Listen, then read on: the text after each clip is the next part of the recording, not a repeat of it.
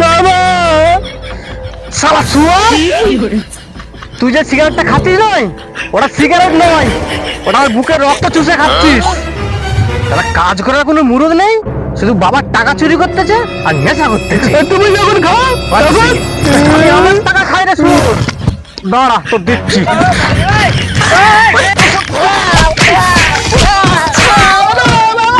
তোর গলা বুঝতে সিগারেট খাওয়া তুই ঘরে আয় আয় তুই ঘরে তোর গোপন পিন্ডি চটকা ভাই বাই বাই টাটা